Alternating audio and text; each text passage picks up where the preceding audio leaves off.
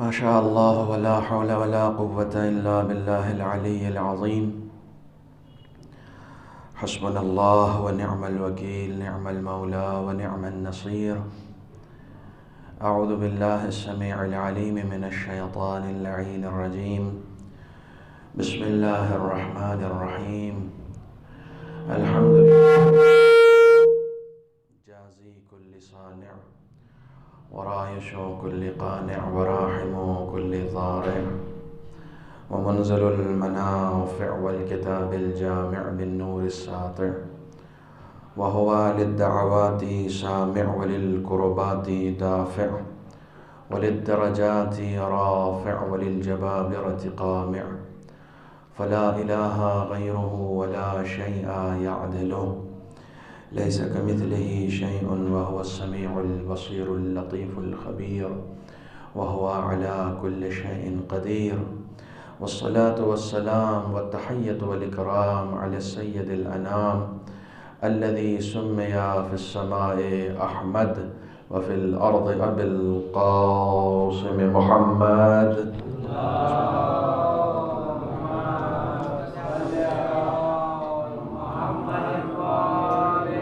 وعلى أهل بيته الطيبين الطاهرين المعصومين المظلومين الذين أذهب الله عنهم الرجس وطهرهم تطهيرا.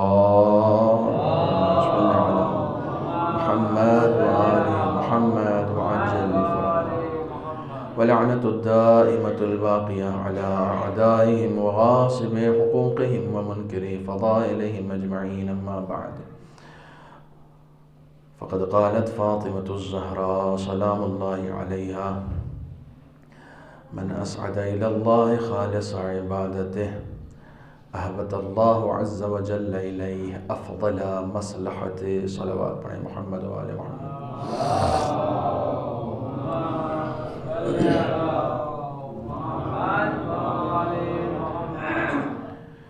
جناب فاطمہ زہرا سلام اللہ علیہا کے القابات میں سے ایک لقب ام الائمہ ہے، یعنی اماموں کی ماں.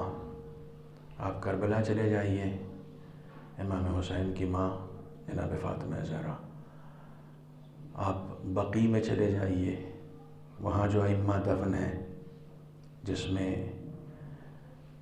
آج کی شب جن سے مخصوص ہے حضرت سید الساجدین امام زین العابدین علیہ السلام.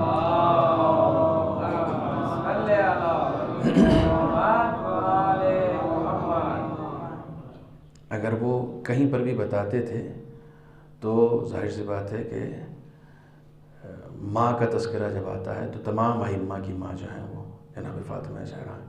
آپ جس امام کے منتظر ہیں وہ بھی فرزند زہرا ہی کہلاتا ہے، تمام ائمہ کی ماں. اور ایک ایسے موقع پر جب ہم جناب فاطمہ کے سلام اللہ علیہا کے ذکر کو جاری رکھتے ہوئے درمیان میں ایک فرزند کا جشن منا رہے ہوں، تو یہ اپنے آپ میں اس ذکر کے حسن میں ایک اور اضافہ کرتا ہے کہ ہم لکیر پر لکیر نہیں پیٹتے ہیں. غم کی تاریخ ہوتی ہے تو غم مناتے ہیں، خوشی کی تاریخ ہوتی ہے تو خوشی مناتے ہیں. ہمارا غم اور ہماری خوشیاں یہ رسم و رواج کی دین نہیں ہے، بلکہ یہ سب کے سب اہل بیت سے متعلق ہیں. جس دن اہل بیت کے گھر میں غم ہوتا ہے ہمارے گھر میں بھی غم ہوتا ہے، جس دن اہل بیت کے گھر میں خوشی ہوتی ہے ہمارے گھر میں بھی خوشی ہوتی ہے. اور آج امام حسین کے گھر میں خوشی ہے. ایک ایسے امام کے گھر میں خوشی ہے کہ جس نے صرف مصیبتیں دیکھی ہیں. ایک ایسے امام کے گھر میں خوشی ہے کہ جس کی پیدائش پر رسول خدا رو رہے تھے کربلا کو یاد کر کے. آج اس امام کے گھر میں خوشی ہے. امام سید سجاد علیہ السلام کے حوالے سے میں نے اپنے عنوان کلام کو تبدیل نہیں کیا کہ جو سلسلہ چل رہا ہے ہمارا اسی سلسلے کو قائم رکھتے ہوئے میں نے وہی حدیث پڑھی ہے جو روزانہ میں پڑھ رہا تھا. اور اس حدیث کو پڑھنے کے بعد میں ایک حدیث ابھی میرے خیال میں شاید 5 منٹ پہلے میں نے بالکل اسی عنوان سے ایک حدیث امام سید سجاد کی لکھ کر لے کر آؤں، بالکل اسی عنوان سے۔ میں وہ حدیث بھی آپ کی خدمت میں پیش کروں اور اس کے بعد پھر اپنی گفتگو کا سلسلہ میں آگے بڑھاتا ہوں۔ حدیث کو پیش کرنے سے پہلے آپ تمام حضرات کی جانب سے، اس حقیر کی جانب سے میں اس پرمسرت موقع کی مبارکباد اس حقیقی وارث کی خدمت میں پیش کرتا ہوں کہ جو اس وقت واقعاً مبارکباد لینے کا سب سے بڑا مستحق ہے۔ ہم آپ کی جانب سے اور اپنی جانب سے امام زمانہ عجل اللہ تعالیٰ فرجہ الشریف کی خدمت میں اس پرمسرت موقع کی مبارکباد پیش کرتے ہیں۔ ایک صلوات پڑھیں محمد و آل محمد۔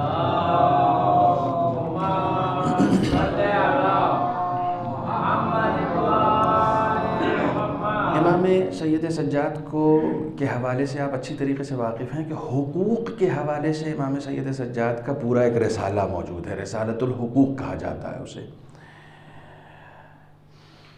جو عنوان میرا اخلاص ہے، یعنی ہمارے اعمال اور ہمارا اخلاص، خلوص، اس حوالے سے جب میں سرچ کر رہا تھا تو مجھے ایک حدیث نظر آئی، جو حدیث میں آپ کو روزانہ سنا رہا ہوں جناب فاطمہ زہرا کی۔ اس کا ترجمہ چھوٹا سا سن لیجئے کہ جس نے خدا کے لیے خالص عمل انجام دیا، خدا اس کے امور کو خود بخود اپنے ہاتھوں سے طے کر دیتا ہے، یعنی اس کو اپنے بارے میں زیادہ سوچنا نہیں پڑتا، خدا اس کے سارے بگڑے کام خود بخود بنا دیتا ہے۔ یہ حدیث ذہن میں رکھیے گا۔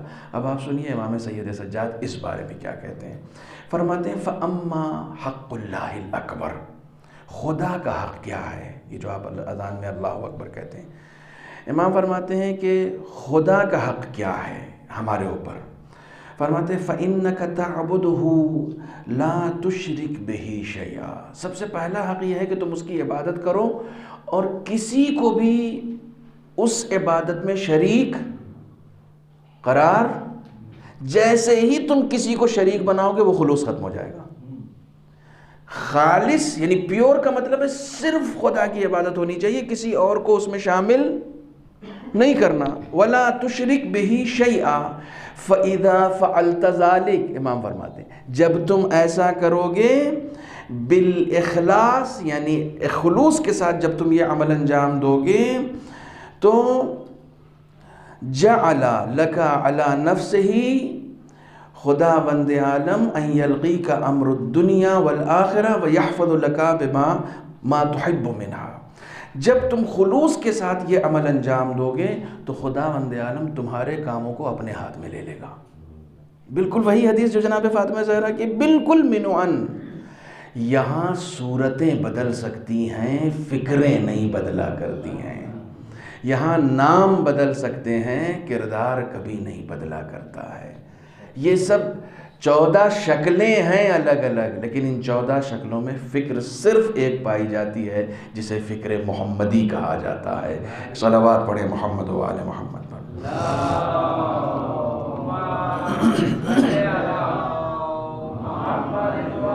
حدیث کا آخری حصہ یہ ہے کہ جو چیز تم چاہو گے خدا بند عالم وہ چیز تمہارے لیے میسر کر دے گا۔ جو چیز تم چاہو گے، تمہیں وہ چاہنا ہے جو خدا چاہ رہا ہے، پھر خدا بھی وہی چاہے گا جو تم چاہو گے۔ اخلاص یعنی امام سید سجاد بھی اپنی زندگی میں جس چیز کی دعوت دے رہے ہیں وہ اخلاص ہے۔ ہمارے یہاں خاص طور سے میں شکر ادا کر رہا ہوں خداوند عالم کا کہ مجھے ایک موقع ملا ہے جناب امام سید سجاد پر گفتگو کرنے کا، کیونکہ عام طور پر جیسے ہی جناب سید سجاد کا نام آتا ہے تو ہم کربلا کے ارد گرد ہی رہتے ہیں، اس سے آگے نہیں بڑھتے ہیں۔ میں انشاءاللہ ایک دو فضیلت اپنے امام کی آپ کی خدمت میں عرض کرتے ہوئے بالکل موضوع سے متعلق، اور اس کے بعد پھر انشاءاللہ آج کی اس محفل کو یہیں پر ختم کرنے کی کوشش کروں گا کہ اخلاص کے حوالے سے وہی فکر جو جناب فاطمہ زہرا نے پیش کی، وہی فکر منو ان امام سید سجاد نے بھی اخلاص کے حوالے سے ہمارے درمیان رکھی کہ اپنے آپ کو مخلص بناؤ۔ ہم امام سید سجاد کی زندگی کو جب ان کے اوپر بولتے ہیں یا ان کے اوپر لکھتے ہیں، چاہے شعر کی شکل میں ہو یا نثر کی شکل میں ہو یا تقریر کی شکل میں ہو یا مجلس کی شکل میں ہو، تو جناب سید سجاد کو کربلا، کوفہ، شام اور اس کے بعد پھر واپس مدینے میں کربلا میں ان کا کیا رول ہے، بس اس کے علاوہ ہم جناب امام سید سجاد کو نہیں جانتے ہیں۔ یہ واقعاً ایک المیہ ہے، یہ واقعاً ایک المیہ ہے۔ آج جب ان کی ولادت کی تاریخ ہے، شب ہے، ایک روایت 5 شعبان بھی ہے، بعض لوگوں کے یہاں وہ معتبر ہے، بعض لوگوں کے یہاں 15 کی یہ تاریخ معتبر ہے، بہرحال جو بھی ہو، ہم تو دونوں میں جشن منا لیتے ہیں۔ منانے میں کیا جاتا ہے بھئی، 2 دن ہمیں موقع مل رہا ہے کہ ہم امام کا ذکر کر رہے ہیں، یہ ہماری اپنی، جسے کہا جاتا ہے کہ وقت کی برکت ہے۔ اس سے اچھا کوئی عمل ہو سکتا ہے کہ امام کے چاہنے والے بیٹھ جائیں اور امام کا ذکر ہو، اس سے اچھا تو کچھ ہو نہیں سکتا نا، تو 2 دن ہمیں موقع مل جاتا ہے۔ لیکن امام سید سجاد کی اصلی زندگی جو ہے وہ کربلا کے بعد کی ہے، ہم صرف کربلا تک جانتے ہیں۔ اصلی چیلنج جو امام سید سجاد کی زندگی کا ہے، جو دور امامت ہے آپ کا، 95 میں آپ کی شہادت ہوئی ہے، کربلا کس ہجری میں ہوئی ہے؟ سن 61 ہجری۔ 61 کے بعد 95 کتنے سال ہوتے ہیں؟ بالکل 61 کے شروع میں ہیں، تو آپ اس کو ملا لیجئے، ہے نا؟ اب چونکہ 95 میں بھی شروع میں ہی شہادت ہوئی ہے، اس لیے آپ کا کیلکولیشن صحیح ہو جائے گا۔ 25 محرم کی شہادت ہے، ٹھیک ہے، اور یہاں 61 ہجری محرم سے اگر آپ دیکھیں گے تو 34 سال عرصہ ہے امام سید سجاد کو پہچاننے کا، امام سید سجاد کی معرفت حاصل کرنے کا۔ میں سب سے پہلے منبر پر یہ اعتراف کر لوں کہ ہم لوگوں نے امام سید سجاد کے 34 سال کو جاننے کے لیے 34 گھنٹہ بھی صرف نہیں کیا ہے، ایگری؟ 34 گھنٹہ بھی صرف نہیں کیا ہے۔ دعوے داری ہمارے اندر بہت ہے کہ ہم امام کے چاہنے والے ہیں، ہم امام کے فالوور ہیں، ہم امام کا نام سنتے ہی صلوات پڑھتے ہیں، نا، صرف صلوات پڑھنے سے کام تھوڑی چلے گا۔ امام کی حکمت عملی، امام کا طرز عمل، امام کا طرز زندگی کیا تھا؟ یاد رکھیے گا، اس امام نے اگر حکومتوں کے اعتبار سے دیکھا جائے، معصوم شخصیتوں کے اعتبار سے دیکھا جائے تو 10 مولا کائنات کی بھی حکومت دیکھی ہے، امام حسن کی بھی تھوڑی سی حکومت دیکھی ہے، امام حسین کی بھی امامت دیکھی ہے۔ جس امام نے پنجتن پاک میں سے 3 ہستیوں کا طرز عمل خود اپنی آنکھوں سے دیکھا ہو، وہ اپنی زندگی کو گزارنے کے لیے کتنا بڑا حکیم ہوگا، اس کا اندازہ لگانا بڑا مشکل ہے کہ کیسی حکمت عملی امام سید سجاد اپنا سکتے ہیں۔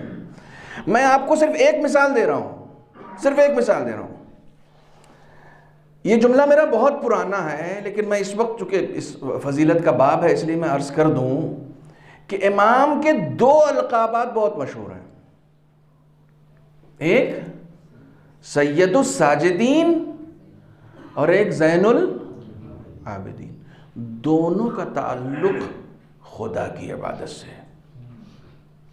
اور اگر آپ سے پوچھا جائے کہ کربلا کا سب سے بڑا عزادار کون ہے تو آپ کیا کہیں گے؟ آپ عزادار ہیں؟ آپ امام حسین کا ذکر سن کے روتے ہیں؟ آپ کربلا کو سن کے روتے ہیں؟ آپ کو کس نے بتایا کربلا؟ مولانا نے بتایا، ذاکر نے بتایا، کتابوں میں پڑھا، میر انیس سے سنا، سلام میں سنا، مرثیے میں سنا، نوحے میں سنا، خطابت میں سنا، مصائب میں سنا، کس سے سنا؟ سن کے آپ اتنا روتے ہیں۔ سید سجاد نے اپنی آنکھوں سے یہ ظلم دیکھا ہے، سید سجاد سے بڑا کوئی عزادار نہیں ہو سکتا ہے۔ لیکن یہ بات یاد رکھیے گا، جو کائنات کا سب سے بڑا عزادار ہے وہ مشہور سید الساجدین ہے، جو کائنات کا سب سے بڑا عزادار ہے وہ مشہور زین العابدین ہے۔ یعنی امام اپنے اس لقب سے ایک پیغام عزاداروں کو دے رہے ہیں کہ وہ عزادار ہو ہی نہیں سکتا جس کا واسطہ سجدے سے نہ ہو، وہ عزادار ہو ہی نہیں سکتا جس کا واسطہ عبادتوں سے نہ ہو۔ صلوات پڑھیں محمد و آل محمد پر۔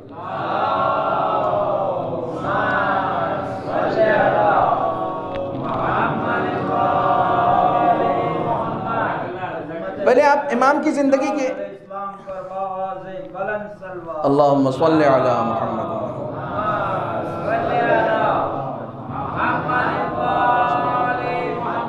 چونکہ جب آپ خوش ہوتے ہیں نا، ان کا ذکر سن کے جب آپ خوش ہوتے ہیں تو آپ کے ایک تبسم پر فرشتے نثار ہوتے ہیں. ایک تبسم کا ثواب نہیں لکھا جا سکتا صاحب. اہل بیت کا ذکر، اہل بیت کا نام، ان کی ولادت کی تاریخ، اور اس موقع پر جب آپ اپنے لبوں پر تبسم لاتے ہیں تو اس تبسم کا ثواب نہیں لکھا جا سکتا. ہم اپنے بچے کے برتھ ڈے کو تو خوب اچھے سے سیلیبریٹ کرتے ہیں، لیکن واقعاً جو خوشی ہمیں معصومین کی ولادت میں ہوتی ہے وہ کبھی نہیں ہوتی. ہم اپنے بچے کی ولادت میں نئے مکان میں شفٹ نہیں ہوتے ہیں، امام کی ولادت میں نئے مکان میں شفٹ ہوتے ہیں. یہ خوشی تو ہے. ہم اپنے بچے کی ولادت میں کوئی نئی چیز نہیں خریدتے ہیں. ہمیں جب کچھ نیا خریدنا ہوتا ہے نا تو ہم امام کی ولادت کی تاریخ کا انتظار کرتے ہیں. کیوں؟ اس لیے کہ ہمیں واقعی سچی خوشی امام کی ولادت سے ملتی ہے. ہمارا بچہ تو ان کا صدقہ ہے. توجہ فرما رہے ہیں؟ صدقہ چاہے جو کچھ بھی ہو، جس کا ہے اس کے برابر نہیں ہو سکتا. کوئی مقابلہ ہے؟ آپ گھر سے نکلتے ہیں، آپ کی اہلیہ کہتی ہے صدقہ نکال کے نکلیے گا. آپ نکال دیتے ہیں 10 روپیہ. وہ 10 روپیہ آپ کے برابر ہے؟ ارے کچھ نہیں ہے بھائی، میرا صدقہ ہے. وہ تو میری جان کا صدقہ ہے. اور ایسے 10 روپے آپ دن میں ہر گھنٹے پہ بھی نکالیں گے تب بھی وہ آپ کی برابری نہیں کر سکتا. یہ دنیا کس سے مقابلہ کرنے کے لیے آ رہی ہے؟ یہ دنیا کس سے مقابلہ؟ امام سید سجاد سے مقابلہ کرو گے؟ امام محمد باقر سے مقابلہ کرو گے؟ خانوادہ عصمت و طہارت سے مقابلہ کرو گے؟ محمد و آل محمد سے مقابلہ کرو گے؟ ارے تم اس دنیا میں ہو، تم اس دنیا کی فرد ہو، تم اس دنیا کا حصہ ہو. خدا نے پوری کائنات ان کے صدقے میں خلق کی ہے. صدقہ کبھی جس کے لیے نکالا گیا ہے اس کے برابر نہیں ہو سکتا ہے. پوری دنیا اہل بیت کے برابر نہیں ہو سکتی. تم کہاں سے ہو جاؤ گے؟ یہ نہ ہوتے تو خدا خلق نہ کرتا، اس دنیا کو نہ خلق کرتا. یہ سب صدقے میں ہے. توجہ فرمانے ہیں؟ توجہ فرمائیے گا. میں امام کی زندگی کے ایک آدھ گوشے آپ کی خدمت میں عرض کرنا چاہتا ہوں، اور چونکہ میرا موضوع اخلاص ہے لہٰذا خلوص کے حوالے سے ہی، کہ امام اپنے پیش نظر کبھی بھی اپنے آپ کو نہیں رکھتے تھے، خدا کو پیش نظر رکھتے تھے. خدا کو پیش نظر نہ رکھتے تو زین العابدین کیسے ہوتے؟ خدا کو پیش نظر نہ رکھتے تو سید الساجدین کیسے کہلاتے؟ حکمت عملی کیا ہے؟ آج آپ اتنی شان کے ساتھ مجلس کرتے ہیں، محفل کرتے ہیں، اہل بیت کا نام لے رہے ہیں اتنی شان کے ساتھ. اس زمانے میں نہیں لے سکتے تھے. اس زمانے میں نہیں لے. جس کے بابا کو ظلم کے ساتھ شہید کیا گیا اور شہادت کے بعد مدینے میں ظلم و بربریت کا بازار گرم کیا گیا، اس مدینے میں آپ یہ ایکسپٹ کرتے ہیں کہ وہاں پر ایکسپیکٹ کرتے ہیں کہ وہاں پر امام آسانی سے مجلس کر لیں گے؟ نا، پابندی ہے. ذکر نہیں کر سکتے امام سید سجاد. لیکن جہاں پر بولنے پر پابندی ہے، ماتم کرنے پر پابندی ہے، رونے پر پابندی ہے، لوگوں کو بلا کے کربلا سنانے پر پابندی ہے، اس جگہ بھی امام سید سجاد نے کس حکمت عملی سے کام لیا؟ توجہ فرمائیے گا. ٹھیک ان کے بعد جو ان کے فرزند آتے ہیں ان کا نام کیا ہے؟ امام محمد باقر، یعنی باقر العلوم کہا جاتا ہے. علوم کے، علم کے دروازوں کو، علم کی گروہوں کو کھولنے والا امام. یہ اچانک بیٹا علم کی گروہوں کو کھولنے کیسے لگا؟ کہاں پر بیٹھ کر کھولنے لگا؟ کون لوگ آ رہے ہیں ان کو سننے کے لیے؟ ٹھیک ان کے بعد ان کا پوتا آتا ہے جسے رئیس مذہب جعفری کہا جاتا ہے، جس نے تاریخ ائمہ کی سب سے بڑی یونیورسٹی قائم کر دی. یہ یونیورسٹی ایک دن میں تھوڑی قائم ہوئی ہے کہ جہاں پر علم دیا جا رہا ہے، جہاں پر اہل بیت کو بتایا جا رہا ہے، جہاں دین کو عام کیا جا رہا ہے، ہزاروں شاگرد شریک ہو رہے ہیں. یہ ایک دن میں نہیں ہوا ہے. اگر پوتا کوئی یونیورسٹی قائم کرتا ہے تو سمجھ جاؤ باپ پہلے سے اسکول بنا کر گیا ہے. باپ پہلے سے کالج بنا کر گیا ہے، اگر یہ باپ کی محنت نہیں ہوتی نا تو یہاں تک ابھی نہیں پہنچتا۔ پابندیاں ہیں، ان پابندیوں میں بھی کیسا کام کیا ہے کہ تم مجلسوں پر پابندی لگا سکتے ہو۔ حکومت تو تم ابھی بھی خدا کے نام پر کر رہے ہو نا، تو دعا پہ تھوڑی پابندی لگاؤ گے، تقریروں پہ پابندی لگاؤ گے نا کہ ہاں تقریر نہیں کر سکتے، دعا پہ کیسے پابندی؟ میں تو دعا کر رہا ہوں۔ ایک بار کوشش کر کے ایک ٹارگٹ بنائیے کہ صحیفہ کاملہ کو پورا پڑھنا ہے۔ آج امام کی ولادت ہے نا، اگر میں آپ سے کہوں کہ کل امام سید سجاد تقریر کریں گے، پالی تانا شیوہر سیوہر وہ تلاجا تانا بانا آس پاس بھاونگر راجولہ احمد، کوئی جگہ ایسی ہے جہاں سے مومنین نہ پہنچ جائیں؟ کوئی جگہ ایسی ہے؟ ہر جگہ ارے امام سید سجاد بولیں گے آج، ہر جگہ دل رکھنے کی جگہ نہیں ہوگی صاحب، کہ کرونا سب گیا تیل لینے، کوئی نہیں روک سکتا، امام بولیں گے۔ امام کو سننے کا اتنا شوق ہے تو امام کو پڑھتے کیوں نہیں؟ تمہارے گھر میں کتاب رکھی ہوئی ہے، تمہارے گھر میں صحیفہ سجادیہ ہے، تمہارے گھر میں رسالۃ الحقوق ہے، امام ہی نے بولا ہے، امام ہی نے بولا ہے۔ اگر واقعی سچا عشق ہے تو کم سے کم ایک بار جو امام چھوڑ کر گئے ہیں ان کتابوں کو تو اٹھا لینا، ان کتابوں کو اٹھا کر پڑھیں، کیسا علم دے کر گئے ہیں۔ تم نے تقریروں پر پابندی لگا دی، لیکن وہ سارے معارف دعاؤں میں چھوڑ کر چلے گئے، اور دعاؤں کے ذریعے سے آپ نے اصلاح کی۔ توجہ فرما رہے ہیں؟ اب امام کیا فرماتے ہیں کہ اگر تم نے خلوص کے ساتھ خداوند عالم کی عبادت کی تو پھر جو تم چاہو گے خدا تمہاری وہ چاہت کو پورا کرے گا۔ یہ دو مولانا حضرات مجھے سامنے دکھ رہے ہیں، میں ان سے گزارش کروں گا کہ اندر آ جائیں تو تھوڑا سا میرا بھی حوصلہ بڑھ جائے گا۔ تشریف لے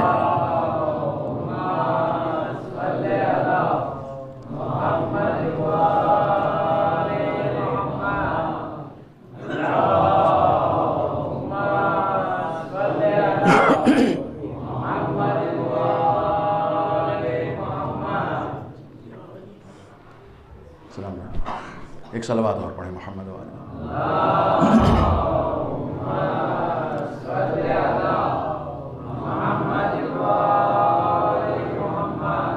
جو دعوت بی بی نے دی تھی وہی دعوت امام نے بھی دی ہے۔ اخلاص، پیور بنو، خداوند عالم صرف پیور۔ میں نے کل ایک بات کہی تھی کہ ہم پیور خریدتے ہیں، ہم ملاوٹ والا پسند نہیں کرتے۔ خدا کہاں سے ملاوٹ والا پسند کر لے گا؟ ہمیں گھی چاہیے تو اصلی چاہیے، شہد چاہیے تو اصلی چاہیے، سونا چاہیے تو اصلی چاہیے۔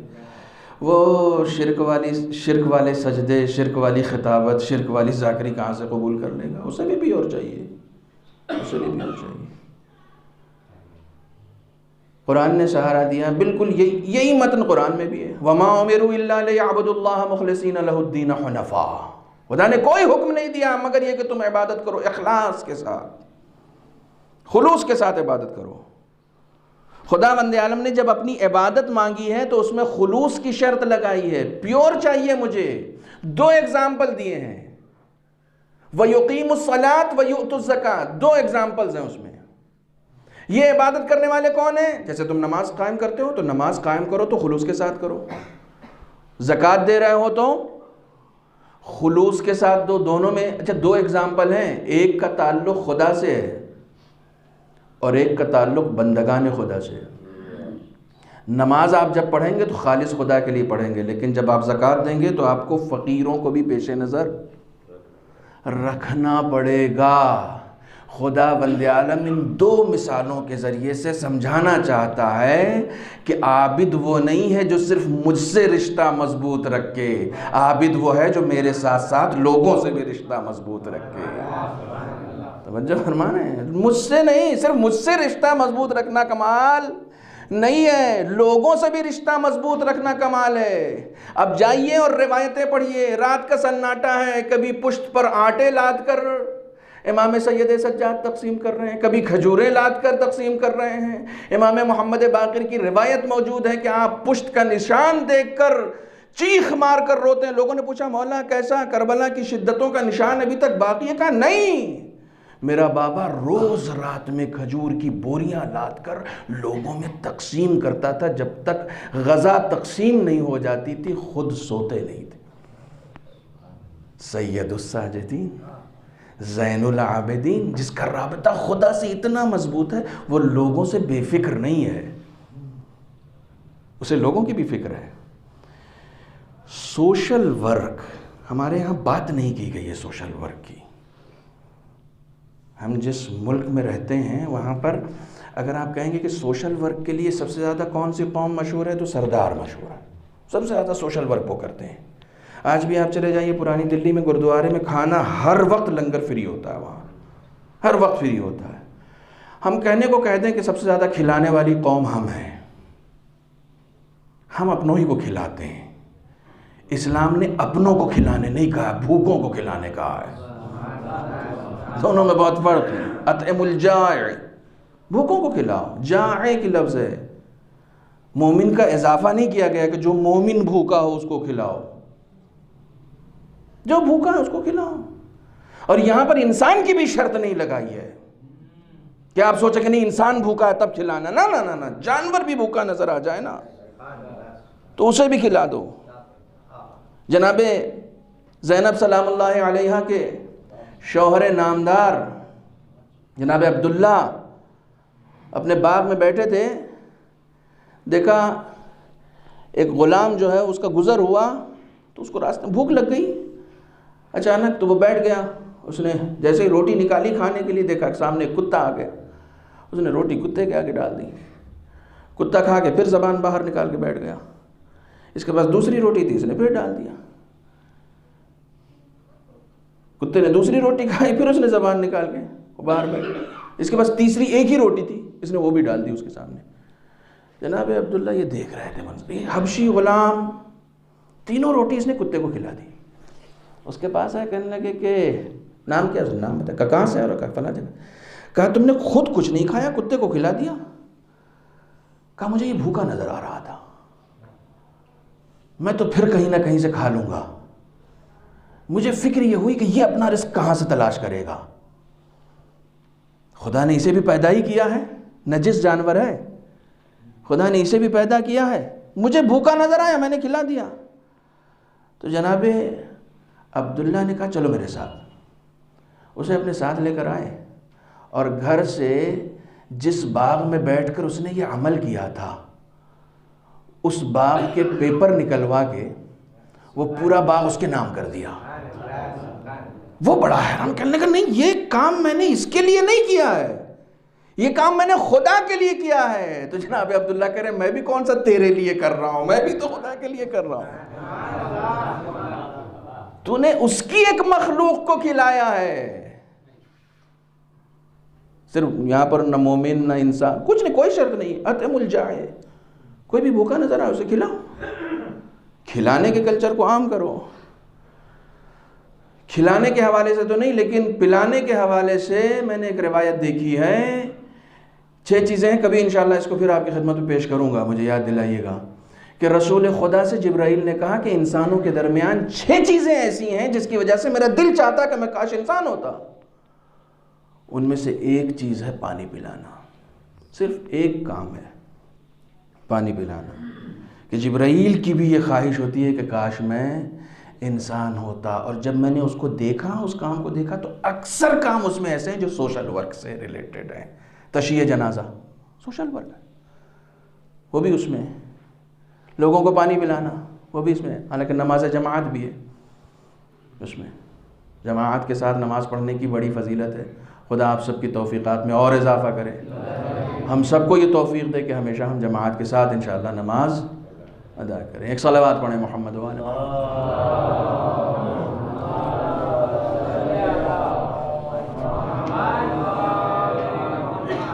امام سید سجاد علیہ السلام کے حوالے سے آپ کے سوشل ورک، جو رفاہی کام آپ نے انجام دیے ہیں وہ بہت اہم ہیں، اور اس میں خاص طور پر لوگوں کے لیے آذوقہ فراہم کرنا، خاص طور پر لوگوں کی معاشی پریشانیوں کو دور کرنا ہے۔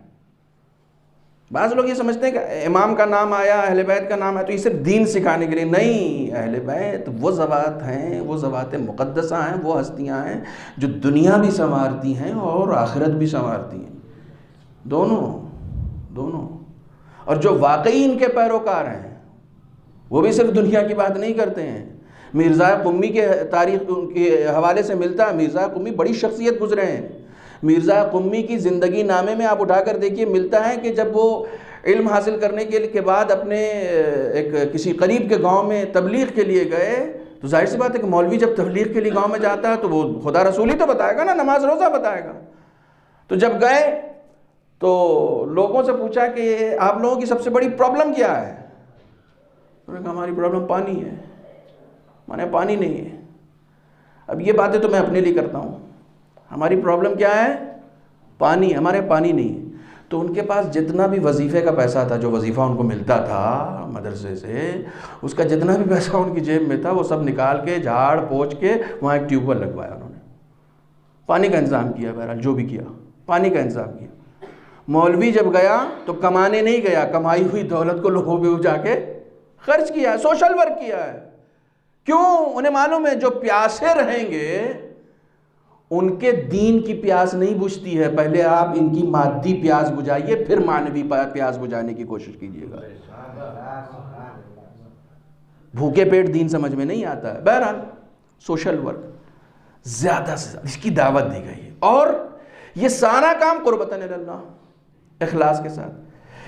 جب میں بار بار اخلاص، چونکہ میرا موضوع ہی اخلاص ہے، اور جب میں بار بار اخلاص کی بات کرتا ہوں تو عام طور سے یہ ایک ایسا لفظ ہے جس سے ہم واقف ہیں، ٹھیک ہے؟ آپ سے کوئی پوچھے خلوص کسے کہتے ہیں تو آپ ممکن ہے بتا دیں، لیکن پریکٹیکل میں ہمارے یہ لفظ نہیں ہے، کہیں پر بھی پریکٹیکل میں نہیں ہے، پریکٹس میں نہیں ہے یہ لفظ۔ آپ کی روزمرہ زندگی میں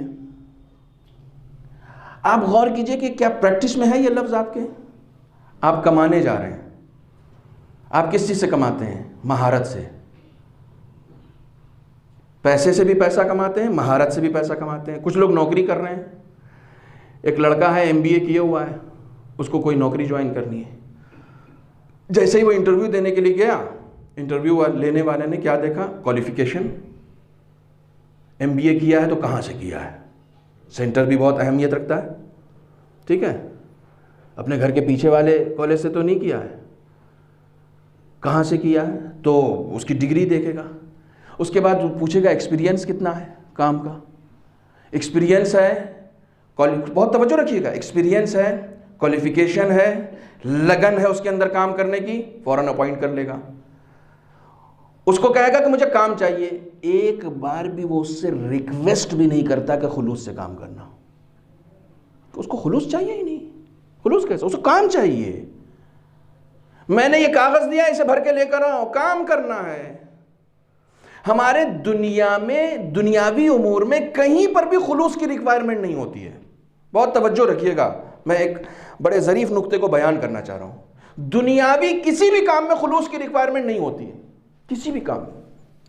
یہ ہمارے بھائی ہیں، پانی کا پلانٹ لگائے ہوئے ہیں، مجھے لے کر گئے تھے، دکھایا انہوں نے، تو انہوں نے کام کی باریکیاں سمجھائیں، کہاں کہاں کیسی ریکوائرمنٹ ہوتی ہے، مجھے کس طریقے سے سپلائی کرنا پڑتا ہے، پانی کی کوالٹی کیا رکھنی ہے۔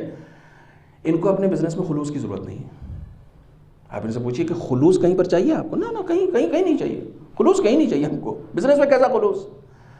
آپ کی شاپ ہے، آپ کو کہیں خلوص کی ریکوائرمنٹ ہوتی ہے؟ نہ، آپ کو پیمنٹ کی ریکوائرمنٹ ہوتی ہے، آرڈرز کی ریکوائرمنٹ ہوتی ہے، آرڈر دو، پیمنٹ دو، دیٹس آل۔ آپ کو لڑکی کی شادی کرنی ہے، لڑکا خاندانی ہونا چاہیے، پڑھا لکھا ہونا چاہیے، جاب ہو تو اچھی بات ہے، نہیں تو کاروبار ہو تو اچھی بات ہے، مطلب کمانے والا ہونا چاہیے، گھر بیٹھا ہوا نہیں۔ آپ ایک بار بھی نہیں پوچھتے ہیں لڑکا مخلص ہے کہ نہیں ہے؟ نا، خلوص تھوڑی چاہیے ہمیں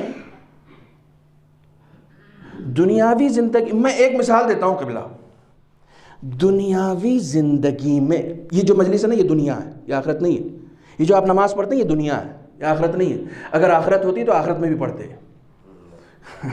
قبر میں بھی کسی کو نماز پڑھنے کا موقع، جتنی پڑھنی ہے یہی پڑھ لو، نہ قبر میں ملے گا، نہ برزخ میں ملے گا، نہ محشر میں ملے گا، نہ جنت میں ملے گا، کہیں نہیں ملے گا۔ جتنا موقع ہے نماز پڑھو۔ رسول خدا نے فرمایا کہ مجھے تمہاری دنیا میں سے جو چیزیں پسند آئی ان میں سے ایک نماز ہے۔ نماز دنیا کی چیز ہے، آخرت کی چیز نہیں ہے۔ یا آپ مجلس کر رہے ہیں، یہ دنیا ہے۔ آپ کو ذاکر چاہیے، آپ اس ذاکر کی بھی کوالیفیکیشن دیکھتے ہیں۔ میں بڑی ہمت کے ساتھ یہ بات کہہ رہا ہوں، اس ذاکر کی بھی آپ کوالیفیکیشن دیکھتے ہیں، زور بیان دیکھتے ہیں، پبلک پر اس کا کمانڈ دیکھتے ہیں، ٹھیک ہے، کتنی گرفت بنا کر رکھتا ہے، کس سلیقے سے اسے بات کہنا آتی ہے۔ ہمارے یہاں کے ایک شاعر تھے ڈاکٹر کلیم عاجز سنی، بڑے مشہور شاعر تھے، بڑا اچھا شعر کہا انہوں نے، کہتے ہیں کہ بات تو ہر بات ہوتی ہے کلیم، بات کرنے کا سلیقہ چاہیے۔ توجہ فرمانا ہے۔ تو آپ یہ دیکھتے ہیں کہ بات کتنے اچھے سے کرتا ہے، بولتا کتنے اچھے سے ہے، گرپ بنا کر رکھتا ہے یا نہیں رکھتا ہے، علم ہے یا نہیں ہے، ایجوکیٹڈ پرسن ہے یا نہیں ہے، گفتگو جذاب ہے یا نہیں ہے، آواز بہت کرخت تو نہیں ہے، کان میں چبھے گی تو نہیں ہے نا۔ توجہ فرما رہے ہیں۔ آپ یہ سب چیزیں دیکھتے ہیں۔ ممبر پر بٹھانے سے پہلے آپ یہ بھی نہیں دیکھتے کہ مخلص ہے کہ نہیں ہے، آپ نہیں دیکھتے ہیں، ہم نہیں دیکھتے۔ مخلص دیکھنا ہوتا تو ہمارے محلے میں کم تھے کیا؟ اتنی دور سے کیوں بلاتے؟ محلے میں بہت سارے مخلص ہیں، مجلس ان سے نہ، یہ ہماری دنیاوی زندگی میں اس کی ریکوائرمنٹ ہے ہی نہیں۔ جس چیز کی ریکوائرمنٹ ہے ہی نہیں، اس کی پریکٹس کہاں سے ہوگی؟ جب یہ ہماری روزمرہ کی زندگی میں اس کی ریکوائرمنٹ ہی، پریکٹس کہاں سے ہوگی؟ کمال یہ ہے کہ آپ کے دنیا کا ہر کام بغیر خلوص کے ہو جاتا ہے، لیکن خدا کہتا ہے میں اپنے لیے ہر کام، ایک بھی کام ایسا نہیں ہے جو بغیر خلوص کے قبول کر لوں۔ کوئی ایک بھی کام نہیں ہے، کوئی ایک بھی کام نہیں ہے ایسا جو تم صرف پڑھ دو بہت خوبصورتی کے ساتھ۔ دیکھو نماز پڑھو تو قرات اچھی ہونی چاہیے، تجوید اچھی ہونی چاہیے، حسن اچھا ہونا چاہیے، لہجہ اچھا ہونا چاہیے، بہت خوبصورتی کے ساتھ پڑھ دو میں قبول کر لوں گا۔ نہ خدا یہ نہیں کہتا ہے۔ خوبصورتی اپنی جگہ پر ہے لیکن خلوص بنیادی شرط ہے۔ ممکن ہے خوبصورتی ہو، خلوص نہ ہو تو ریجیکٹڈ ہے، لیکن یہ ممکن نہیں ہے کہ اگر خلوص ہوا اور خوبصورتی نہیں ہوئی تو میں ریجیکٹ کر دوں گا۔ نہ، یہ نہیں ہوگا، یہ نہیں ہوگا۔ میں ہمیشہ ایک جملہ کہتا ہوں، اگر یہ ہوتا نا تو رسول خدا کسی اچھے قاری سے اذان کہلواتے، بلال سے اذان نہ کہلواتے۔ بلال سے اذان کہلوانا اس بات کی دلیل ہے کہ رسول خدا کو بھی خلوص چاہیے تھا، شین قاف نہیں چاہیے تھی۔ شین قاف بات کی چیز ہے، اسے بعد میں دیکھیں، پہلے خلوص، پہلے خلوص۔ خدا کو بھی خلوص چاہیے، رسول خدا کو بھی خلوص چاہیے۔ بغیر خلوص کے کوئی عمل قابل قبول نہیں ہے، خدا کو پیور چاہیے۔ ٹھیک ہے، تو ایک پیور صلوات پڑھیں محمد و آل محمد۔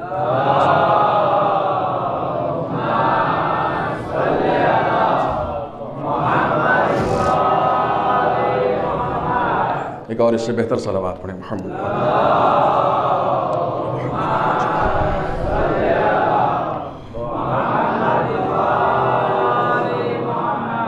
اخلاص بنیادی شرط ہے ہر عمل کی، اخلاص۔ باقی وہی عمل رہتا ہے جس میں خلوص ہو۔ جس میں خلوص نہیں ہوگا وہ عمل باقی ہی نہیں رہے گا، باقی ہی نہیں رہے گا۔ کئی مرتبہ ایسا ہوتا ہے کہ ہم امام کی حکمت عملی کو بھی زیر سوال لے کر آ جاتے ہیں، سوری ٹو سے، کئی مرتبہ ایسا ہوتا ہے۔ اور یہ ہمارے اور آپ کے ساتھ نہیں ہے، اس زمانے میں بھی، اس زمانے میں بھی تھا، جس زمانے میں امام حاضر تھے اس زمانے میں بھی تھا۔ جناب زینب کو لے جانے کی کیا ضرورت تھی، بیمار امام کو لے جانے کی کیا ضرورت تھی، ایک اعتراض پر عورتوں کو لے جانے کی کیا ضرورت تھی کربلا میں۔ بہت قریبی لوگوں نے اعتراض کیا ہے، بہت قریبی لوگوں نے۔ دیکھیے امام کی حکمت عملی پر آپ سوال نہیں اٹھا سکتے ہیں، آپ کا کام ہی ہے کہ بس پیروی کرو، یا تو امام ماننے سے انکار کر دو، اور مان لیا ہے تو اب اس کے بعد کسی چونچرا کی گنجائش نہیں ہے، کسی چونچرا کی گنجائش نہیں ہے۔ امام جانتے تھے کہ کربلا کو کیسے زندہ رکھنا ہے. میں ایک مثال دوں گا صرف آپ کے درمیان، اور شاید یہ دوسری مرتبہ میں ممبر سے یہ بات عرض کر رہا ہوں، دوسری مرتبہ. امام کو معلوم تھا سید سجاد کے کارناموں میں سے ایک کارنامہ، اس وقت آپ ماشاءاللہ سے پوری دنیا کی تصویریں اپنے جیب میں رکھتے ہیں. اب وہ زمانہ تو ختم ہو گیا نا جب بارڈرز ہوا کرتے تھے، اب بارڈرز ختم ہو گئے ہیں. انٹرنیٹ نے بارڈرز ختم کر دیے. ہر جگہ کی تصویریں، ہر جگہ کی ویڈیوز، ہر جگہ کی کلپس آپ کے پاس اس وقت آپ کی جیب میں رہتی ہے. توجہ فرمائیے گا. امام سید سجاد اور جناب زینب کبریٰ سلام اللہ علیہا کیوں لے کر آئے امام؟ کربلا منعقد ہو گئی. کربلا کے بعد جو یہ اسیری کا سفر ہوا، اس نے جتنے کارنامے انجام دیے ان میں سے صرف ایک مثال میں آپ کی خدمت میں دوں گا. اکثر کارناموں کو آپ نے پڑھا ہے اور اس کے اوپر غور و فکر کیا ہے اور اس کے اوپر باتیں کی ہیں اور اس کو سنا ہے آپ نے. یہ تو تشہیر تھی کربلا کی، یہ کربلا کو جو زندہ رکھنا تھا. لیکن ایک عمل ایسا ہے کہ مرکزی شہر کون سا تھا بنی امیہ کا؟ ڈیفینیٹلی سیریا، ڈیفینیٹلی مرکزیت وہاں تھی. یہ کون سا شہر ہے؟ یہ وہ شہر ہے کہ جہاں پر نماز کے بعد حضرت علی کے اوپر دشنام دینا یا معاذ اللہ ثم معاذ اللہ نقل کفر نباشد لعنت بھیجنا واجب سمجھا جاتا تھا. یہ وہ شہر تھا. آپ پوچھتے ہیں کہ جناب زینب نے کیا کیا، جناب امام سید سجاد نے کیا کیا؟ تو اس زمانے کے لوگوں کو شاید نہیں سمجھ میں آیا کہ کیا کیا، لیکن آج کے زمانے کے لوگوں کو سمجھ میں آ جائے گا.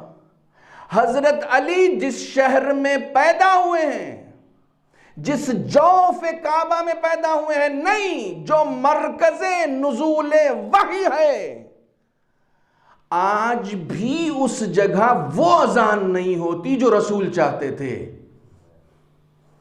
جو مرکز نزول وحی ہے، آج بھی اس جگہ وہ اذان نہیں ہوتی جو آپ کی اذان ہے. لیکن جس جگہ زینب اور سید سجاد پہنچ گئے تھے کربلا کے بعد، جو بنی امیہ کا مرکز تھا، آج وہاں ہر مسجد سے اشہد ان علی ولی اللہ کی صدا بلند ہو رہی ہے.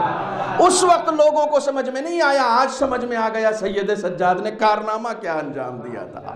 صلوات پڑھیں محمد و آل محمد پر.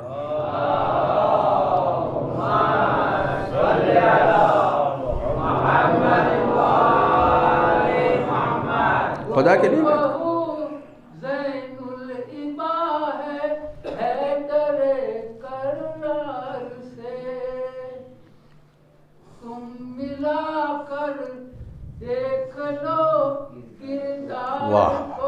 کردار سے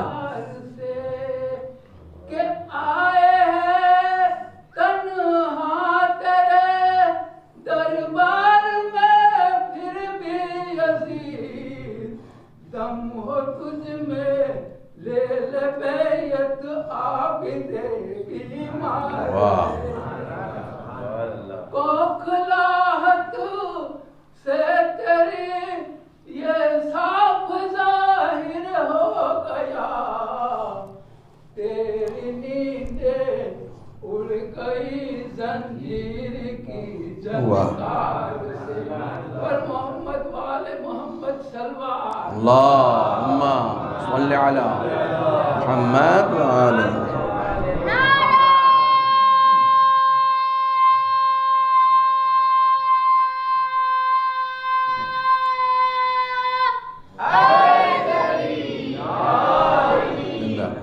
صلوات پڑھیں محمد و آل محمد.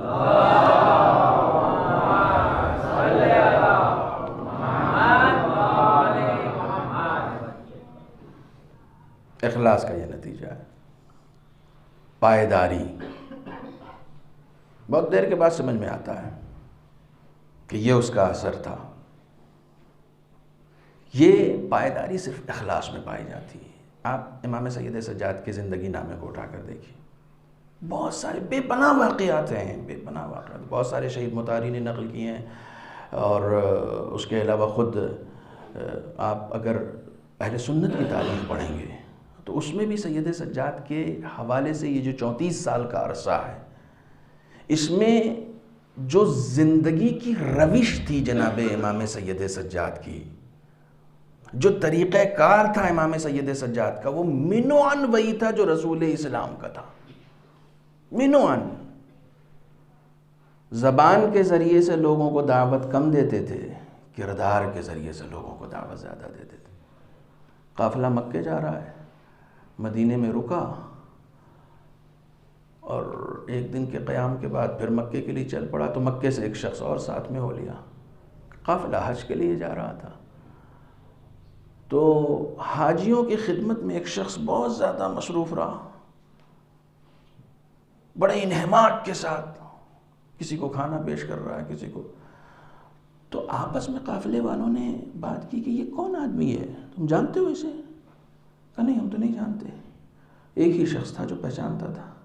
کہا خدا کی قسم اگر جانتے ہوتے تو یہ جسارتیں نہ کرتے کہ تم اس شخص سے پانی بھی پی رہے ہو اور اس شخص سے کھانا بھی کھا رہے ہو. یہ جانتے ہو کون ہے؟ یہ فرزند رسول علی ابن الحسین ہے، یہ کوئی اور نہیں. سوشل ورک، دست ادب جوڑ کے پہنچا. مولا آپ یہ کام کیوں کر رہے ہیں؟ کہ میں ایسے قافلے کے ساتھ جانا چاہتا ہوں جس میں مجھے کوئی پہچانتا نہ ہو. کہا کیوں؟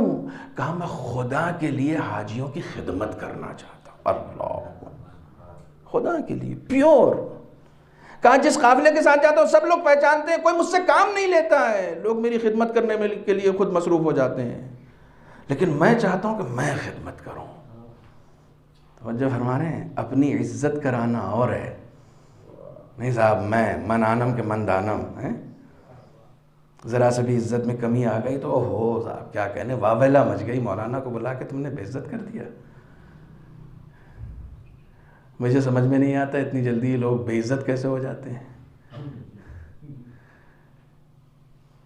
یہ وہی لوگ ہیں جو یہ سوچتے ہیں کہ شاید یہ لوگ عزت دینے والے ہیں، جبکہ خدا قرآن میں کہتا ہے ان العزت للہ جمیعا، عزت جتنی سب خدا کے پاس ہے. تو تم ان سے کیوں مانگ رہے ہو جن کے پاس خود نہیں ہے، جو خود اس سے لینے کے محتاج ہیں؟ اس سے لینے کی کوشش کرو نا. جس کے پاس ہے وہ جس کو چاہتا اسی کو دیتا، اس کے علاوہ کسی کو نہیں دیتا، کسی کو نہیں دیتا. تم خامنئی صاحب کے ساتھ بھی فوٹو کھنچوا لو گے تو عزت نہیں ملنے والی ہے. عزت کسی کے ساتھ فوٹو کھنچوانے سے تھوڑی ملتی ہے، عزت بندگی سے ملتی ہے، عزت اخلاص سے ملتی ہے. جس کو خدا چاہے وَتُعِزُّ مَن تَشَاءُ، جس کو خدا چاہے اس کو دے گا. کچھ چیزیں ایسی ہیں جس کے لیے قرآن میں صاف صاف کہا یہ سب کا سب خدا کے پاس ہے. ان العزت، یہ دو عالم بیٹھے ہوئے ہیں یہاں، ان سے پوچھیے گا کہ یہ جو تاکید ہے نا، اس تاکید کے معنی کیا ہیں؟ العزت، یہ جتنی عزت ہے نا اس سب کی سب صرف خدا کے لیے ہے اور کسی کے لیے نہیں ہے. وہ جس کو چاہے گا اسے عطا کرے گا. میں ہمیشہ ایک واقعہ پڑھتا ہوں، شاید آپ نے سن رکھا ہو لیکن پھر سنیے. یہ جو انقلاب ایران سے پہلے کئی کیسز ایسے سامنے آئے، خاص طور سے اس وقت کا جو ہندوستان ہے اس کو بھی اگر آپ پیش نظر رکھیں تو بہت ساری چیزیں سمجھ میں آئیں گی کہ جتنی چیزیں سرکار کی پالیسی کے خلاف جاتی ہیں اس میں دیش دروہ ہو جاتا ہے. دیش دروہ کا معیار اس وقت دیش نہیں ہے، پارٹی ہے. سمجھے؟ جب دیش دروہ کا معیار پارٹی ہو جائے نا تو پھر یہی ہوتا ہے، جتنی چیزیں سرکار کے خلاف جاتی ہیں وہ دیش دروہ ہو جاتا ہے. امام خمینی کی فوٹو رکھنا اس زمانے میں دیش دروہ تھا. کئی لوگوں کو گھر سے اٹھوا لیا گیا تھا. کیوں؟ تمہارے یہاں خمینی کی، تمہارا کوئی لنک ہے خمینی سے؟ اور خمینی کی فوٹو تمہارے یہاں دکھی ہے. ایران کے بادشاہ نے پوری قوت جھونک دی تھی صرف اس بات پہ کہ خمینی کی فوٹو ایران میں کسی گھر میں نہیں ہوگی. وہ یہ چاہتا تھا نہیں ہوگی، خدا چاہتا تھا ایران کیا سرحد پار بھی ہوگی. دنیا میرے حساب سے چلتی ہے، تمہارے حساب سے نہیں چلتی ہے. میں جس کو چاہوں گا عزت دوں گا، میں جس کو چاہوں گا عزت دوں گا، تمہارے کہنے سے تھوڑی. محل میں رہ کے بھی وہ عزت نہیں لے سکا جو امام خمینی نے اپنے ایک چھوٹے سے گھر میں رہ کے حاصل کر لی. عالی شان مکان عزت نہیں دیتے ہیں، لا مکان کو سجدہ عزت دیتا ہے. نام و نمود دیکھیے، میں یہ غور کر رہا تھا کہ انسان، میں نے کل عرض کیا تھا کہ خلوص کے مقابلے میں جو چیز ہے وہ کیا ہے؟ بس میں گفتگو کو سمیٹ رہا ہوں، ختم کر رہا ہوں.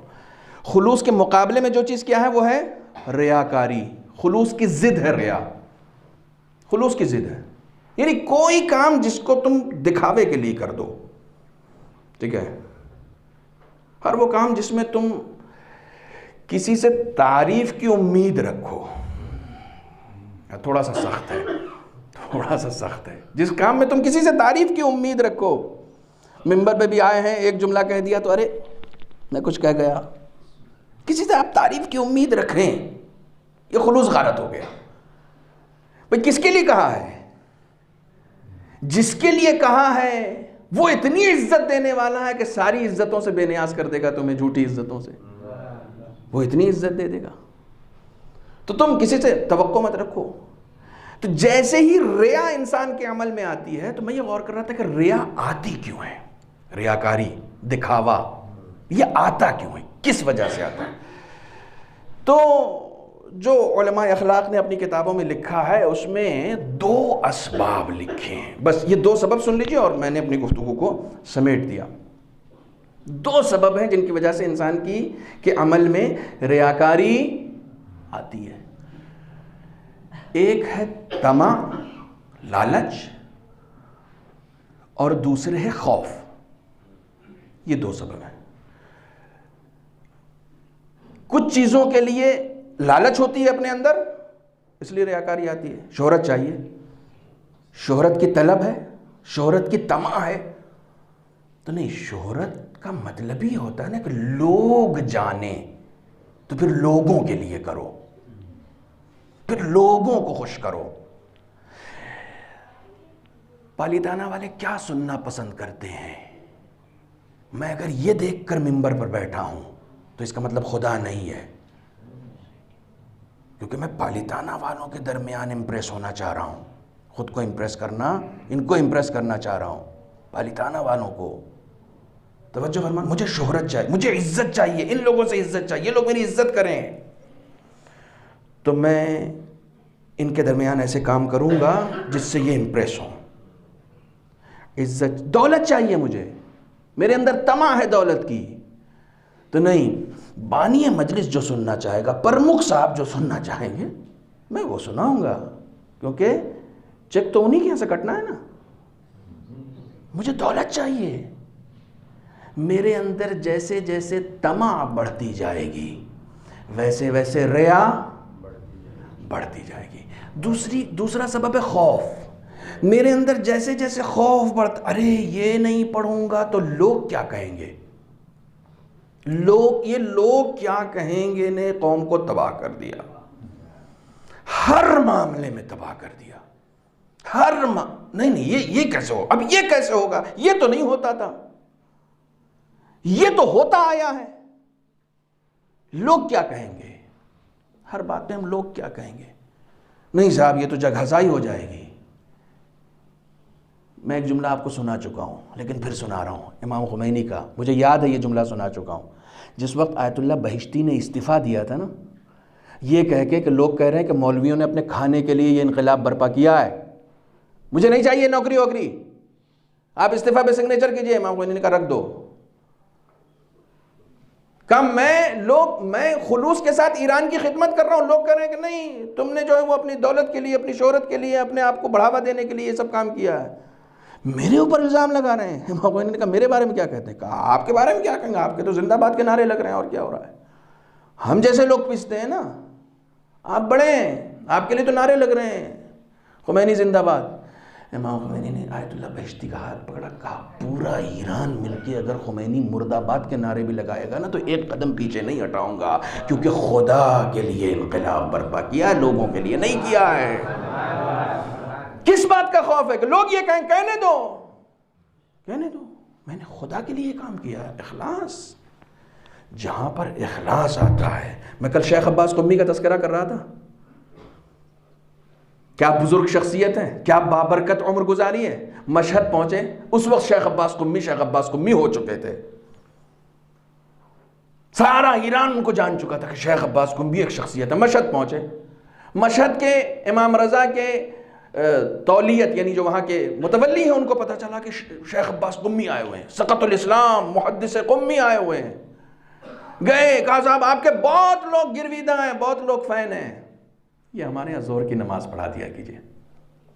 جب تک آپ ہیں, آپ 10 دن ہیں نا, آپ تو زیارت کے لیے آئے ہیں, جب تک آپ ہیں آپ نماز پڑھا دیں.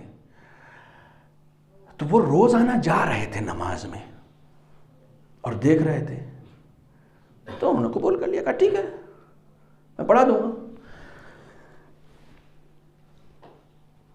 ظہر کی نماز پڑھائی انہوں نے, عصر کی نماز پڑھائی. ان کو اندازہ نہیں تھا, روزانہ اسی مسجد میں وہ نماز خود بھی پڑھتے تھے لیکن ماموم کی حیثیت سے, امام کی حیثیت سے نہیں. آج امام کی حیثیت سے پڑھے تو پھر پیچھے مڑ کے دیکھا نہیں نا انہوں نے. اب جو نماز ختم ہوئی اور پیچھے مڑ کے دیکھا, او کثیر مجمع, کوئی اعلان ہو گیا تھا کہ شیخ عباس قمی نماز پڑھائیں گے. تو کہنے کہ اوہو, میرے نام کا اعلان کیا ہو گیا کہ اتنا بڑا مجمع. مغرب میں مینجمنٹ انتظار کر رہا ہے, شیخ عباس قمی آئے ہیں, شیخ عباس قمی آئے. کسی کو بھیجا جہاں ٹھہرے ہوئے تھے, حضور آپ آئے نہیں نماز میں. کہا میں نماز نہیں پڑھاؤں گا. کیوں؟ کہا مجمع دیکھ کے دل میں ایک مسرت محسوس ہوئی کہ میری وجہ سے لوگ آئے ہیں, میرے اندر مجھے خلوص کی کمی محسوس ہو رہی ہے. جب تک اپنے آپ کی تربیت نہیں کروں گا پھر مصلی پر نہیں جاؤں گا. ہم لوگ خوش ہو جائے, میرا نام تھا, کتنے لوگ آ گئے, تمہارے نام سے آئے ہیں. کس خوش فہمی میں مبتلا ہو, کس بیماری میں مبتلا ہو. بیماری, یہ بیماری ہے, ذہنی بیماری ہے. میں, تم ہو کون, تم ہو کون, تمہاری حیثیت کیا ہے. تم سے پہلے نہ جانے کتنے فرعون آئے. میں سمجھتا ہوں کہ شاید 47 مرتبہ قرآن میں فرعون کا نام آیا ہے. 47 دستے ادب جوڑ کے خدا سے جا کے کہیے معبود اتنے سارے 1,24,000 انبیاء تھے, ان کے نام دے دیتا. یہ بار بار فرعون, بار بار فرعون. نگیٹو کیریکٹر کو اتنا زیادہ ہائی لائٹ کیوں کر رہا ہے؟ خدا بند عالم کو یوں ہی ذکر نہیں کر رہا ہے, وہ بتانا چاہ رہا ہے کہ پوزیٹیو کیریکٹر کو بعد میں دیکھنا, پہلے ان نیگیٹو کیریکٹرز کا مطالعہ کرو, انہیں سمجھنے کی کوشش کرو. جب تک اپنے اندر کے فرعون کو مارو گے نہیں, موسیٰ صفت ہو نہیں سکتے ہو. اپنے اندر کے فرعون کو مارنے کے لیے وہ انا کو مارنا پڑے گا, جس میں اس نے کہا تھا انا ربکم الاعلی, میں تمہارا بڑا والا خدا ہوں, میں تمہارا بڑا والا رب ہوں. جب تک اس میں کو نہیں مارو گے, یہ میں اگر مر جائے نا ساری پرابلم سالو ہو جائے گی, پوری دنیا کی پرابلم سالو ہو جائے گی, پوری دنیا کی. یہ میں مر جانا چاہیے. میں کچھ نہیں ہوں. جب میں بار بار یہ کہتا ہوں جو کچھ بھی ہے, جو کچھ بھی ہے وہ خدا ہے, تو جو کچھ بھی کرو وہ صرف اور صرف خدا کے لیے انجام دو. جو کچھ بھی کر رہے ہو سب کا سب صرف خدا کے لیے ہو. اور پتہ نہیں چلے, جتنے لوگوں کے گھر میں سید سجاد علیہ السلام راشن تقسیم کرتے تھے, جب ان کے گھر میں راشن آنا بند ہو گیا اور اسی دن امام کی شہادت ہوئی تو سمجھے کہ اچھا یہ لا کر دیتے تھے. افضل الزہد اخفاء الزہد. میں نے آپ کی خدمت میں عرض کیا تھا کہ میں ایک پوری سیریز لکھ رہا ہوں خدا کے لیے, اور اچھی خاصی اس کی جلد ہو چکی ہے, اچھی خاصی اس میں تقریباً تیار ہے. خدا کے لیے اس میں ایک داستان میں نے یہ بھی لکھی ہے کہ کسی شہر میں ایک قصاب تھا, قصائی. وہ لوگوں کو بہت زیادہ انفاق کرتا تھا, خوب بانٹتا تھا. کوئی گوشت لینے آیا ہے, پوچھا کتنے لوگ ہیں گھر میں, کہا 12. آدھا کلو گوشت لینے آیا, کہا 12 لوگ کیسے کھاؤ گے, کہا بھائی اس سے زیادہ ہے نہیں. دے دیا اس کو 1.5 کلو. کہا 1.5 کلو میرے پاس پیسے نہیں. کہا تم آدھا کلو کا دو نا, تم سے کون کہہ رہا ہے. جتنا پیسہ ہے اتنا دو. کوئی آیا اس کے پاس خریدنے کے بھی پیسے نہیں ہیں، پیسے بھی دیے گوشت بھی دیا، بڑا مشہور. ٹھیک اسی قصاب کے پہلو میں ایک بہت بڑا رئیس رہتا تھا، او عالی شان محل، اور صاحب یہ کوئی اولاد بھی نہیں تھی، بے پناہ دولت. لوگ اس رئیس سے نفرت کرتے تھے اور اس قصائی سے محبت کرتے تھے. کوئی اس کے پاس چلا بھی جاتا تھا کہ بھائی آپ کے پاس ماشاءاللہ سے اللہ نے اتنا دیا، آپ کچھ مدد کیوں نہیں کرتے؟ کہا میں کیوں کروں گا، مدد کرنے کے لیے وہ ہے نا، جاؤ اس کے پاس جاؤ، وہ مدد کرے گا. اب وہ صاحب لامحالہ لوگ پھر وہ آ جاتے تھے. ایک دن معلوم ہوا کہ اس رئیس کی موت ہو گئی، اس امیر انسان کی موت ہو گئی. جنازے میں ایک فرد بشر نہیں پہنچا، ایک فرد بشر. ارے اس خسیس اور بخیل آدمی کے یہاں جا کے کیا مرنے اسی لائق تھا. وہ تو بیوی اکیلے تجہیز و تکفین کرتی اگر قصائی نہ آتا، وہ چونکہ پڑوس کا تھا. وہ آیا اور اس نے تجہیز و تکفین کا کام انجام دیا. لیکن ٹھیک اس کے مرنے کے دوسرے دن جب لوگ قصائی کے پاس پہنچے امداد کے لیے تو اس نے کہا اب کیسی مدد؟ کہا کیا مطلب؟ کہا آپ تو روز کرتے تھے. کہا جو کرتا تھا وہ مر گیا. کہا کیا مطلب؟ کہا میں تھوڑی کرتا تھا، یہ ساری دولت اس کی تھی، اس نے معین کیا تھا، بس وہ یہ چاہتا تھا کہ میرا نام نہ آئے. آنکھوں سے یہ جو محدود بصارت رکھنے والی آنکھیں ہیں، ان آنکھوں سے دیکھ کے بہت جلدی فیصلہ مت کیا کرو. ان کانوں سے سن کے بہت جلدی فیصلہ مت کیا کرو. یہ جو غیبتیں، یہ جو تہمتیں، یہ جو ناروا باتیں یہ جو معاشرے میں پھیلتی ہیں نا، ان کے اوپر جلدی یقین مت کیا کرو. پتہ نہیں کون خدا کے نزدیک کتنا زیادہ معتبر ہو، یہ تمہیں اندازہ نہیں ہے. تم لوگوں کی زبانوں سے فیصلہ مت سنا کرو. نہیں، گنہگار کے لیے بھی یہ حکم ہے کہ کبھی گنہگار سے، میں یہ روایت کی ذمہ داری کے ساتھ عرض کر رہا ہوں کہ کبھی بھی کسی گنہگار سے نفرت مت کرو، کیونکہ گنہگاروں سے نفرت نہیں کی جاتی، گناہوں سے نفرت کی جاتی ہے. اگر گنہگاروں سے نفرت کی جاتی تو کبھی بھی حر امام حسین کی بزم میں شامل نہیں ہو سکتا تھا. گنہگار سے محبت ہی تھی کہ حر شامل ہو گیا. گنہگار سے محبت کرو، گناہوں سے نفرت کرو. گناہوں سے محبت نہیں ہو سکتی ہے. سمجھو فرما رہے ہیں اخلاص. خدایا بحق محمد و آل محمد ہماری زبان میں، ہمارے اعضاء و جوارح میں، ہمارے تمام اعمال میں اخلاص عنایت فرما. میں 2-3 واقعات اور لکھ کر باقاعدہ دیکھ کر آیا تھا، سوچ کر آیا تھا امام کے حوالے سے، لیکن اب اس کی گنجائش نہیں ہے. انشاءاللہ پھر آگے کل کی مجلسوں میں عرض کروں گا، امام کے حوالے سے اور باتیں عرض کروں گا. آج کی مجلس کے لیے اتنا ہی کافی ہے. انشاءاللہ سب مل کر اس مبارک موقع پر امام کی بارگاہ میں توسل کرتے ہیں، امام کو خدا کے درمیان اور اپنے درمیان وسیلہ قرار دیتے ہیں، اور اسی امام کے تصدق میں کہ جس امام نے امام حسین کے بعد اس دین کی حفاظت کی اور اس دین کی کمان کو پوری امانت داری کے ساتھ امام محمد باقر کے حوالے کیا اور پوری کامیابی کے ساتھ حوالے کیا، اس امام کو خدا کو اس امام کا واسطہ دے کر اس کی بارگاہ میں دعا کرتے ہیں، معبود ہمارے تمام گزشتہ گناہوں کو معاف فرما، ہمارے تمام گزشتگان آباء و اجداد جو اس دنیا سے گزر چکے ہیں ان کی مغفرت فرما.